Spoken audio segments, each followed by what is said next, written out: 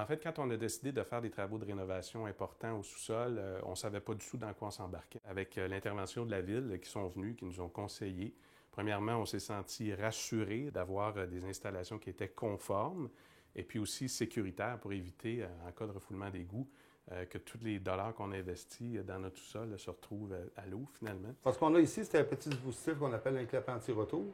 Il est conçu pour faire une chose, c'est-à-dire quand on actionne la chasse d'eau d'un appareil, l'eau va s'écouler, le clapet va se lever, va laisser le libre cours à l'écoulement des eaux.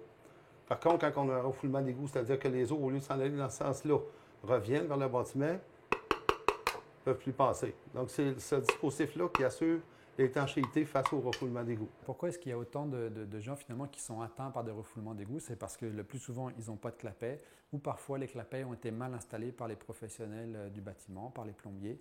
Et le règlement en vigueur à la Ville de Montréal a été développé en collaboration avec la Régie du bâtiment et avec la Corporation des maîtres tuyauteurs du Québec et le programme des inspecteurs à la Ville, accessible pour les citoyens via le 3.1, permet de s'assurer que le travail est bien fait. L'inspecteur vient aider le propriétaire du bâtiment, soit qui a été touché par un refoulement, soit qui fait des travaux de rénovation au sous-sol, pour s'assurer que les clapets sont posés au bon endroit et de la bonne façon, donc pour s'assurer qu'ils seront fonctionnels et qu'il n'y aura jamais de dégâts dans ce bâtiment.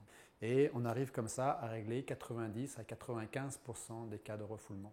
Dans le monde de la rénovation, il y a plein de gens qui se disent compétents, mais tu entends toutes sortes d'histoires à propos de certaines installations. Et puis là, en ayant quelqu'un de la Ville sur place, on s'assurait en fait que c'était conforme puis sécuritaire.